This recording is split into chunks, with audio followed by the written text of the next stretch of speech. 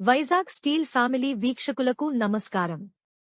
ఈ వీడియోలోని ముఖ్యాంశం: రోడ్లు ప్రైవేటీకరణ పేరుతో విశాఖ ప్రజలను నిలువు దోపిడీకి టీడీపీ సిద్ధం. డాక్టర్ బి గంగారావు, సిపిఎం, ఉక్కు నగరం. తేదీ 22/12/2025. గౌరవనీయులైన శ్రీ పీలా శ్రీనివాసరావు గారికి, మేయర్, మహావిశాఖ నగర పాలక సంస్థ, విశాఖపట్నం.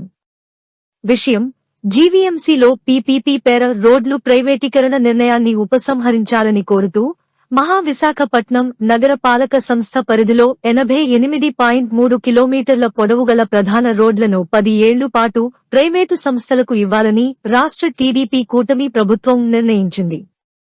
ఈ నిర్ణయం విశాఖ ప్రజలకు తీవ్ర హాని చేస్తుందని 11 నవంబర్ 2025న జరిగిన జీవీఎంసీ కౌన్సిల్ సమావేశంలో నేను తీవ్రంగా వ్యతిరేకించాను.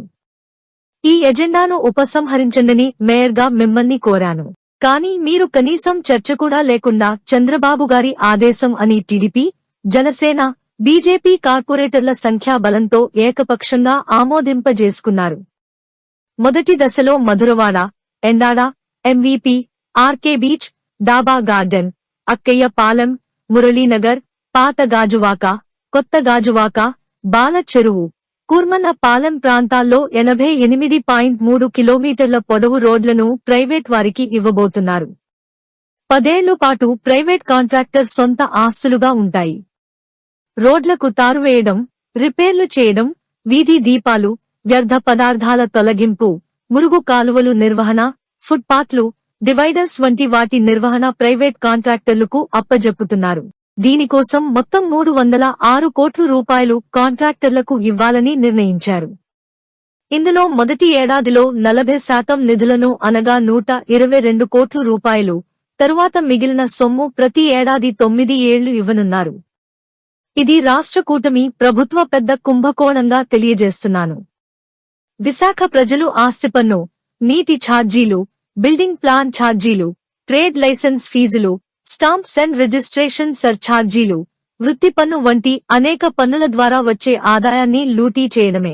కాంట్రాక్టర్లకు 306 కోట్ల రూపాయలు ఇవ్వడమే గాక రోడ్ల ఇరువైపులా అడ్వర్టైజ్మెంట్ బోర్డుల ఫీజులతో పాటు బైక్, కారు పార్కింగ్లు ఏర్పాటు చేసి గంటల చొప్పున పార్కింగ్ ఫీజులు వసూలు చేసుకునేందుకు కాంట్రాక్టర్లకు అవకాశం కల్పిస్తున్నారు. ఈ ఒప్పందం ప్రజలను నిలువ దోపిడీ చేయడమే. అంతేగాక రోడ్ల ప్రైవేటీకరణ ప్రాజెక్టును తయారు చేసినందుకు పట్టణ పెట్టుబడులు, మౌలిక సదుపాయాల ఆస్తుల నిర్వహణ లిమిటెడ్ ఎల్ఎఫ్ఎస్ సంస్థలకు ప్రాజెక్ట్ విలువలో 5.5% అనగా సుమారు 17 కోట్ల రూపాయలు కమిషన్ రూపంలో విశాఖ నగర టాక్స్ పేయర్స్ చెల్లించే ఆదాయం నుండి చెల్లించటానికి అంగీకరించారు. ప్రజల సొమ్మును పీపీపీ, ప్రైవేటీకరణ, కమిషన్ల పేర కాంట్రాక్టర్లకు కూటమి ప్రభుత్వం సమర్పించటం క్విడ్ ప్రో అవినీతిగా భావిస్తున్నా కనుక ఈ ప్రజా వ్యతిరేక రోడ్ల ప్రైవేటీకరణ నిర్ణయాన్ని ఉపసంహరించాలని కోరుచున్నాను. అలాగే ఇది మొదటి దశగా చేపట్టిన రోడ్ల ప్రైవేటీకరణగా చెబుతున్నారు. రెండో దశలో మిగిలిన రోడ్లను అండర్ గ్రౌండ్ డ్రైనేజ్, మంచినీరు, శివాజీ, ముడసరలోవ పార్కులు, కళ్యాణ మండపాలు, ఇండోర్ స్టేడియంస్, ఇతర మున్సిపల్ గ్రౌండ్స్, ఖాళీ స్థలాలు వంటి ప్రజా ప్రయోజన ఉమ్మడి ఆస్తులను రాజకీయ కాంట్రాక్టర్లకు ధారాదత్తం చేయడానికి కూడా ప్రయత్నాలు చేస్తున్నారు. ఈ విధానాలు జీవీఎంసీని ఒక ప్రైవేట్ మున్సిపల్ కార్పొరేషన్ గా మార్చేస్తాయి.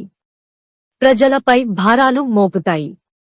కనుక రోడ్లను ప్రైవేటీకరించే నిర్ణయాన్ని రద్దు చేయాలని విజ్ఞప్తి చేస్తున్నాను. నమస్కారములతో ఇట్లు doctor B Gangarao, CPIM floor leader, 78వ ward corporator, GVMC, Ukkunagaram, Visakha. మరిన్ని విశాఖ ఉక్కు ఆర్ఏఎన్ఎల్ వార్తల కోసం మన వైజాగ్ స్టీల్ ఫ్యామిలీ యూట్యూబ్ ఛానల్లో సబ్స్క్రైబ్ అవ్వండి.